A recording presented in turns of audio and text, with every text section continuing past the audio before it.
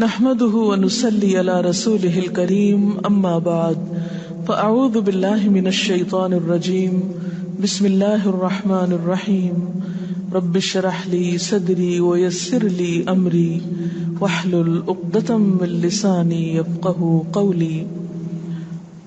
ہماری گفتگو کا موضوع ہے قیامت کی نشانیاں۔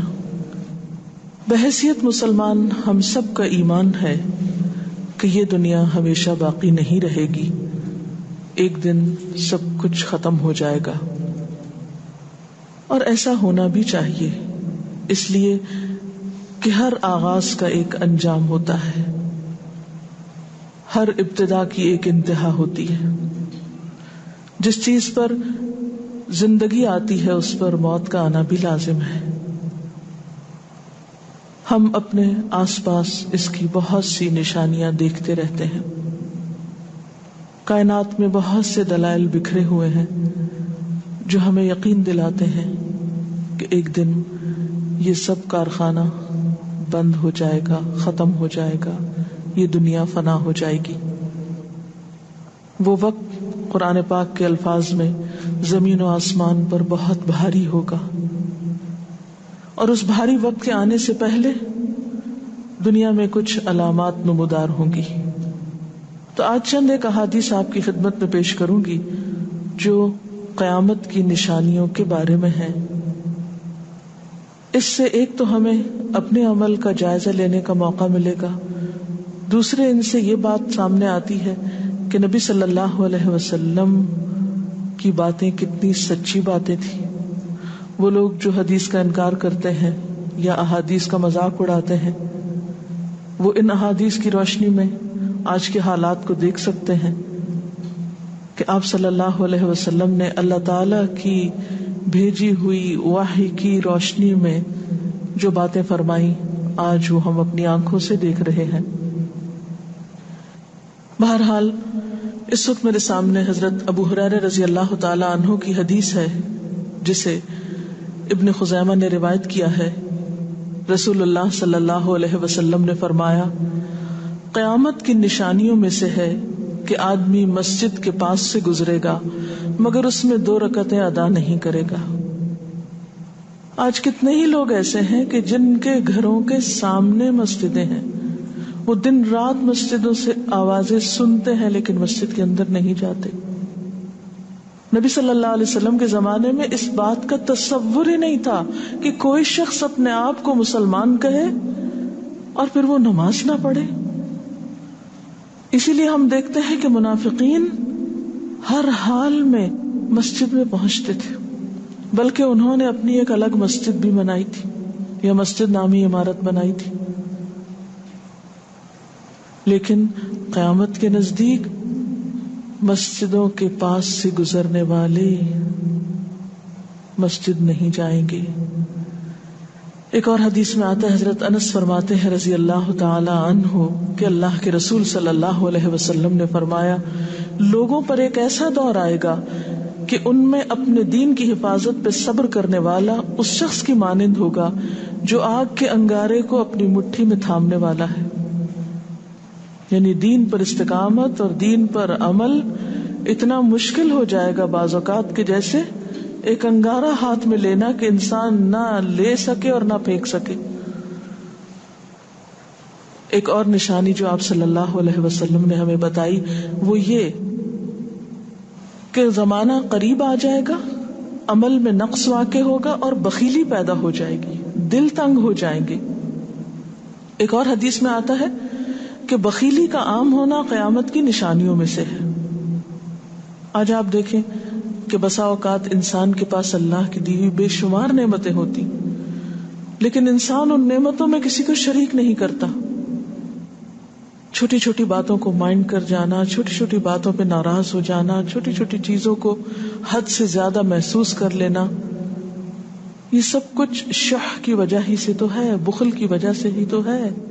بخل صرف مال میں نہیں ہوتا، بخل تمام نعمتوں میں ہوتا ہے اگر ان میں اللہ کے دوسرے بندوں کو بطور شکر کے شریک نہ کیا جائے۔ ایک اور حدیث میں آتا ہے، مجموع الزوائد میں یہ حدیث روایت ہوئی ہے رسول اللہ صلی اللہ علیہ وسلم نے فرمایا کہ لوگ سخت اور بخیل ہو جائیں گے، یعنی ان کے دل سخت ہو جائیں گے اور ان کے اندر بخل عام ہو جائے گا۔ ایک اور نشانی قیامت کی آپ صلی اللہ علیہ وسلم نے یہ بتائی کہ مساجد میں زیب و زینت بہت ہوگی، یعنی نمازی تو کم ہوں گے لیکن مسجدیں سجائی بہت جائیں گی۔ حضرت انس بن مالک کی روایت ہے، مسند احمد نے اس کو روایت کیا ہے، رسول اللہ صلی اللہ علیہ وسلم نے فرمایا قیامت قائم نہیں ہوگی یہاں تک کہ لوگ مسجدوں میں فخر و مباحات کریں گے، یعنی مسجد کے بنانے میں، اس کے سجانے میں، اس کی آرائش میں ایک دوسرے کا مقابلہ کرنے لگیں گے۔ ایک اور حدیث میں آتا ہے کہ قیامت کی علامات میں سے ہے کہ لوگ مسجدوں کو سجایا کریں گے، یعنی اللہ تعالیٰ کو نماز پڑھ کے خوش کرنے کی بجائے مسجد بنا کے سجا کے خوش کرنے کی کوشش ہوگی۔ حضرت ابو الدرداء سے روایت ہے کہ جب تم لوگ مسجدوں کو سجانے لگو، قرآن کو مزین کرنے لگو تو تمہاری بربادی ہے، کیونکہ قرآن پاک پڑھنے کے لیے آئے، محض سجانے کے لیے نہیں۔ آج آپ دیکھیں کہ بسا اوقات ہم اسے پڑھتے کم ہیں، سمجھتے کم ہیں، اس کے مطابق زندگی نہیں بسر کرتے، لیکن خوبصورت انداز میں سنہری الفاظ میں لکھوا کر گھروں میں سجا دیتے ہیں۔ تو قرآن پاک سجانے کے لیے نہیں آیا، وہ تو ہدی للناس ہے، ساری انسانیت کی ہدایت کے لیے آیا ہے، لیکن ہم نے اس کا بس اتنا ہی فائدہ اٹھایا کہ اسے خوبصورت انداز میں لکھ کے تاکوں میں سجا دیا۔ اسی طرح ایک اور نشانی کہ انسان حلال حرام کی پرواہ نہیں کرے گا۔ رسول اللہ صلی اللہ علیہ وسلم نے فرمایا، صحیح بخاری کی روایت ہے، لوگوں پہ ایسا وقت ضرور آنے والا ہے کہ آدمی اس بات کی بالکل فکر نہیں کرے گا کہ جو مال اس نے حاصل کیا ہے وہ حلال ہے یا حرام ہے، یعنی کس ذریعے سے حاصل کیا ہے۔ ایک اور حدیث میں آتا ہے کہ قیامت سے پہلے سود پھیل جائے گا۔ ایک اور روایت میں آتا ہے کہ ہر شخص تک اس کا کچھ نہ کچھ غبار پہنچے گا، یعنی کچھ لوگ تو براہ راست اس میں انوالو ہوں گے اور کچھ لوگ انڈائریکٹلی اس سے متاثر ہوں گے۔ اسی طرح قیامت کی نشانیوں میں سے ایک اور نشانی دیگر امتوں کی مشابہت اور تقلید ہوگی۔ حضرت ابو سعید رضی اللہ تعالیٰ عنہ سے روایت ہے، رسول اللہ صلی اللہ علیہ وسلم نے فرمایا، تم اپنی سابقہ امتوں کی ایک ایک بالشت اور ایک ایک گز میں اتباع کرو گے، یعنی چھوٹے سے چھوٹے معاملے میں اور بڑے سے بڑے معاملے میں ان کی پیروی کرو گے، حتیٰ کہ اگر وہ کسی سانڈے کے سوراخ میں داخل ہوئے ہوں گے، یعنی گوہ کے سوراخ میں، تو تم بھی ان کی پیروی کرو گے، اس سوراخ میں بھی گھسو گے۔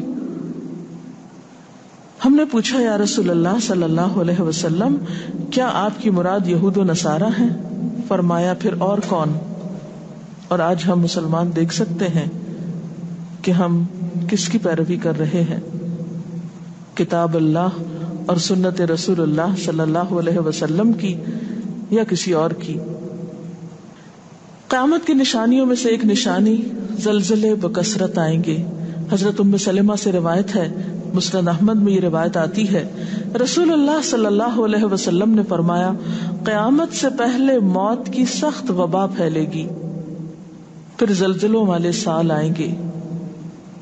ایک اور روایت میں آتا ہے، قیامت کی نشانیوں میں سے ہے کہ ناگہانی موت کثرت کے ساتھ ہوگی، یعنی اچانک ڈیتھ، یکا یک بیٹھے بیٹھے فوت ہو گئے۔ امام بخاری نے اس حدیث پر کچھ شعر بھی لکھے ہیں جن کا ترجمہ ہے، فارغ وقت کو غنیمت سمجھ کر کچھ رکوع کر لو، یعنی فارغ بیٹھنے سے بہتر ہے کچھ نوافل پڑھ لو، قریب ہے کہ تیری موت اچانک واقع ہو۔ تم کتنے ہی صحت مند لوگوں کو دیکھتے ہو جن کی صحت مند جانیں اچانک فوت ہو جاتی ہیں، یعنی ختم ہو جاتی ہیں۔ حافظ ابن حجر عسقلانی جنہوں نے بخاری کی شرح لکھی ہے فتح الباری، وہ کہتے ہیں یہ عجیب اتفاق ہے کہ امام بخاری خود بھی اسی طرح اچانک فوت ہوئے تھے، یعنی اچانک موت جو ہے وہ کسی پر بھی آ سکتی ہے، کوئی نیک ہو یا بد ہو۔ ہم یہ نہیں کہہ سکتے کہ ہم بہت نیک ہیں یا ہم بڑے اچھے کام کرتے ہیں تو ہمارے ساتھ یہ معاملہ نہیں ہو سکتا، یہ کسی کے ساتھ بھی ہو سکتا ہے۔ اس لیے جو وقت آج ہمیں حاصل ہے، جو لمحات آج ہمیں ملے ہیں، ان کو غنیمت سمجھے اور نیکی کے کام میں پیچھے نہ رہے۔ پھر قیامت کی نشانیوں میں سے ایک نشانی یہ بھی بتائی گئی کہ لوگ جان پہچان والوں کو بس سلام کریں گے۔ عامر بن اسود فرماتے ہیں رضی اللہ تعالی عنہ کہ ہم حضرت عبداللہ بن مسعود کے ساتھ ایک مسجد میں گئے تو جماعت کھڑی تھی، پھر لوگوں نے رکوع کیا اور ہم بھی رکوع کرتے ہوئے ساتھ شامل ہو گئے۔ اتنے میں ایک آدمی آیا اور کہنے لگا، ابو عبد الرحمن، یہ عبداللہ بن مسعود کی کنیت ہے، آپ کو سلام۔ عبداللہ بن مسعود نے حالت رکوع ہی میں فرمایا، اللہ اور اس کے رسول صلی اللہ علیہ وسلم نے سچ کہا تھا۔ نماز کے اختتام پر کچھ لوگوں نے آپ سے پوچھا کہ آپ نے فلاں شخص کے سلام پر یہ کیوں کہا کہ صدق اللہ و رسولہ، اللہ اور اس کے رسول صلی اللہ علیہ وسلم نے سچ کہا۔ ابن مسعود نے فرمایا، میں نے نبی صلی اللہ علیہ وسلم سے سنا کہ قیامت کی نشانیوں میں سے ہے کہ سلام صرف پہچان والوں کو کیا جائے گا۔ یعنی آپ کسی مجلس میں جاتے ہیں، مسنون طریقہ کیا ہے، اگر آپ کسی گیدرنگ میں جائیں سب کو بیک وقت السلام علیکم کہیں، لیکن بہت دفعہ آپ نے دیکھا ہوگا کہ لوگ آتے ہیں سب کو نہیں پوچھتے، ان میں سے جو جان پہچان والا ہوتا ہے اس کا نام لے کر بس سلام کرتے ہیں۔ پھر اسی طرح ایک اور نشانی یہ کہ لوگ دعا اور طہارت میں زیادتی کریں گے۔ حضرت سعد رضی اللہ تعالی عنہ سے روایت ہے، انہوں نے سنا کہ ان کا بیٹا اس طرح دعا کر رہا ہے، یا اللہ میں تجھ سے جنت کا سوال کرتا ہوں، اس کی نعمتوں کا سوال کرتا ہوں، اس کی رونقوں اور تر و تازگیوں کا سوال کرتا ہوں، وغیرہ وغیرہ، اور میں آگ سے تیری پناہ مانگتا ہوں، اس کی زنجیروں سے اور طوقوں سے پناہ مانگتا ہوں۔ تو حضرت سعد نے فرمایا، تم نے اللہ تعالیٰ سے خیر کثیر کا سوال کیا ہے اور ضرر کثیر سے پناہ مانگی ہے، جبکہ میں نے رسول اللہ صلی اللہ علیہ وسلم سے سنا کہ ان قریب ایسے لوگ ہوں گے جو دعا میں زیادتی کریں گے۔ یعنی صرف یہ کہہ دینا کافی ہے کہ اللہ تو ہمیں جنت عطا فرما اور دوزخ سے بچا، اس کی بہت تفصیلات میں جانے کی ضرورت نہیں۔ جب جنت میں داخل ہو گئے تو سب کچھ نصیب ہو گیا، اور جب جہنم سے بچ گئے تو سب سے بچت ہو گئی۔ پھر آپ نے یہ آیت پڑھی، اپنے رب سے عاجزی سے دعا مانگو، یقیناً وہ زیادتی کرنے والوں کو پسند نہیں کرتا۔ یعنی دعاؤں میں زیادتی اور اس قسم کی تفصیلات یہ پسندیدہ نہیں ہے۔ تمہیں یہی کافی تھا کہ تم یوں کہتے، یا اللہ میں تجھ سے جنت اور ہر اس قول و عمل کا سوال کرتا ہوں جو جنت کے قریب کر دے، اور میں تیری پناہ چاہتا ہوں جہنم سے اور ہر اس قول و عمل سے جو جہنم کے قریب کرے۔ تو اتنا کہنا کافی تھا۔ پھر قیامت کی نشانیوں میں سے ایک نشانی آپ صلی اللہ علیہ وسلم نے یہ بھی بتائی کہ نااہل حاکم مقرر کیے جائیں گے۔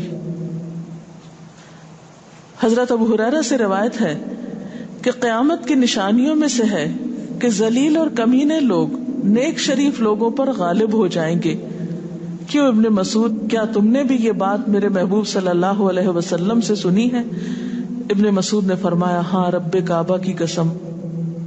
حضرت حذیفہ سے روایت ہے کہ قیامت اس وقت تک قائم نہ ہوگی جب تک کہ تم اپنے امام کو قتل نہ کرو گے، یعنی لوگ اپنے حاکموں کو مارنے لگیں گے اور اپنی تلواروں کے ساتھ آپس میں ہی لڑائی کرو گے، علاوہ ازیں تم میں سے بدترین لوگ تمہاری دنیا کے وارث ہو جائیں گے۔